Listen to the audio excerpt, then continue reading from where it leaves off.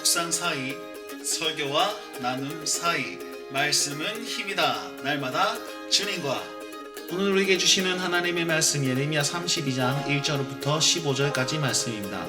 오늘 말씀은 유다의 시드기야 왕 10째 해 그리고 느부갓네살 18째 해 주신 말씀이다 라고 하고 있습니다. 이때가 언제이냐면 주전 587년경으로 추정하고 있습니다. 587년, 586년에 유다가 멸망했거든요. 그리고 588년부터 이 느부갓네살 왕이 예루살렘 주위를 다 에워싸고 1년 6개월 동안 포위합니다. 그때 그 기간에 정말 그 안에서는 아이를 잡아먹을 만큼 굶주림과 기근과 흉년 이건 다 겹쳐가지고 정말 처참한 시절을 보내고 있는 그때였습니다. 그리고 곧 유다는 멸망하게 될 그 시점에서 하나님은 이 메시지를 예레미야에게 주고 있습니다. 자, 그러면 이때의 예레미야는 어떤 상태였습니까? 시드기야 왕에게 예루살렘이 망할 것입니다. 우리가 저 느부갓네살 왕 바벨론에게 포위되었고 이제는 그것이 뚫을 수가 없습니다. 우리는 곧 그에게 망할 것이고 포로로 잡혀갈 것이고 당신은 바벨론으로 끌려가게 될 것입니다. 라는 메시지를 왕에게 전했습니다. 그러니까 왕이 열받죠. 화가 나가지고 이 예레미야를 왕의 궁중에 있는 시위대들에 가둬버립니다. 감옥에 갇혀있는 상태였단 말이죠. 이때에 하나님께서는 예레미야에게 찾아가셔서 뭐라고 말씀하시냐면 네가 곧 너의 사촌이 땅을 사라고 할 것이다. 그럼 너는 군말 없이 그 땅을 사라. 이렇게 얘기합니다. 아니나 다를까 몇 날이 못 되어서 하나멜이라는 사촌이 와가지고 내 땅을 사라. 네가 기업 물을 자이기 때문에 꼭 내 땅을 사야 된다라고 얘기합니다. 이게 무슨 말이냐면 이 이스라엘의 법 중에는 자기가 땅을 가지고 있는데 만약에 궁핍하여서 돈이 필요하다. 땅을 팔아야 되잖아요. 그럼 아무한테나 팔면 안 됩니다. 아무한테나 살 수도 없습니다. 반드시 자기의 친족 중에 가장 가까이 있는 그 사람에게 팔아야만 했습니다. 이유가 뭐냐면요. 이 땅은 개인의 땅이 아니라 자기 가문과 족속에게 준 땅이기 때문입니다. 그래서 다른 지파 사람이 그 땅을 가져가서 자기 소유로 만들지 않기 위해서 같은 지파 사람에게 팔았고 희년 때엔 다시 되돌려받는 그런 뉘앙스였단 말이죠. 자, 거기에 가장 가까운 사람이 예레미야였습니다. 그러면서 예레미야는 이 땅을 17세겔을 주고 삽니다. 17세겔은요, 많으면 많다, 적으면 적은 돈입니다. 예레미야 당시 1000년 전에 아브라함은요, 자기 아내의 묘자리를 사기 위해서 은 400세겔을 주고 샀습니다. 400세겔과 17세겔은 굉장히 차이가 많이 나죠. 다윗 시대에는요, 오르난의 타작마당을 사기 위해서 은 50세겔을 줬단 말이에요. 근데 예레미야가 17세겔을 줬습니다. 물론 땅의 크기가 얼마만큼 되는지 잘 모르겠지만 이렇게 비교하면 굉장히 적은 돈 같지요. 그러나 이 예레미야 당시의 시세를 보면 1년치 노동자의 월급이 10세겔 정도 되었습니다. 그러면 17세겔은 거의 한 1년 반 혹은 2년 가까이 되는 그 월급을 주었다라고 생각할 수 있습니다. 그러면 굉장히 큰 돈이었죠. 아마도 예레미야의 전 재산이었을 겁니다. 자, 그러면 전 재산을 들여서 이 땅을 산 예레미야는 어떤 마음일까요? 가만히 생각해 보십시오. 이 땅을 사게 될 이유가 법이긴 하지만 굉장히 손해보는 장사입니다.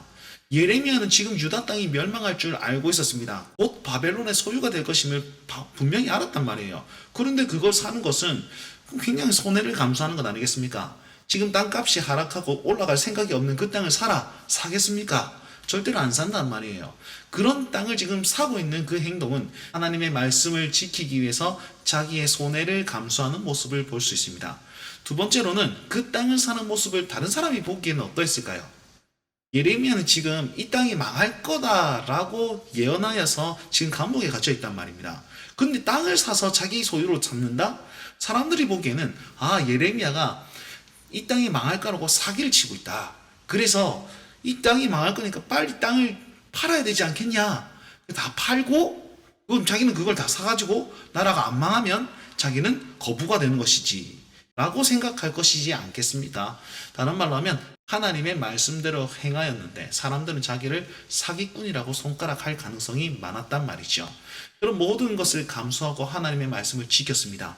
하나님은 여기에 무슨 뜻이 있었을까요? 15절 말씀해 보시면 하나님께서는 이와 같이 말씀하시면서 사람이 이 땅에서 집과 밭과 포도원을 다시 사게 될 것이다 라는 회복의 메시지를 눈으로 보여주기 위해서 쓸모없는 땅을 사서 미래를 도모하는 그 예레미야의 모습을 보여줬다는 겁니다.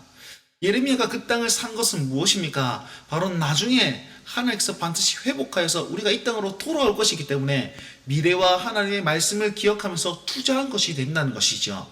자, 그래서 그 투자한 증서를 어떻게 하냐면 사본을 만들어서 하나는 항아리에 넣어서 영원히 보존을 하라고, 하나는 자기가 들고 있습니다. 영원히 보장하는 그 땅 문서가 하나님의 회복의 때를 기억나게끔 하는 어떤 도구가 된다라는 것이죠. 왜 그렇습니까? 다시금 진짜 돌아와가지고 그걸 보면 하나님 이때 약속하셨지라고 하면서 하나님의 신실함이 드러나지 않겠습니까?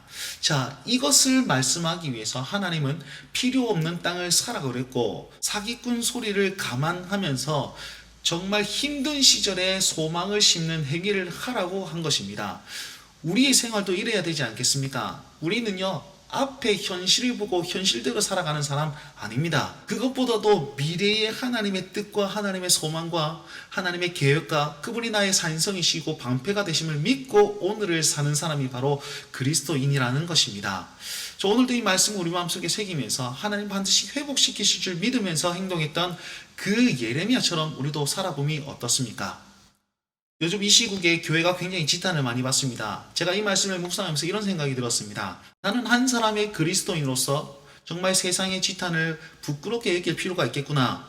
내가 참 민망히 여길 필요가 있겠구나, 이런 생각을 했습니다. 그러나 또 한편으로는 나는 그럼에도 불구하고 내 교회와 내 성도들을 부끄러워하지 않겠다, 이렇게 결심했습니다. 이유가 무엇입니까? 이 교회의 머리 되신 분이 바로 우리 주 예수 그리스도시고 우리 성도들은요, 이 예수 그리스도의 지체가 되기 때문에 내가 그들을 부끄러워하고 교회를 부끄러워하면 이 예수 그리스도를 부끄러움이 되지 않겠습니까? 그래서 나는 이 시국에 한 사람의 그리스도인으로서 정말 부끄러움을 감수하겠지만 우리 교회를 민망히 여기거나 부끄러워하지 않겠다 결심했습니다. 그곳에 소망이 있기 때문입니다. 이 말씀을 기억하시면서 이 불완전한 현실 가운데 완전한 미래를 기억하면서 그 미래를 믿으면서 현재를 바라볼 수 있는 믿음의 삶이 되길 간절히 바랍니다. 오늘도 주와 동행하십시오. 날마다 주님과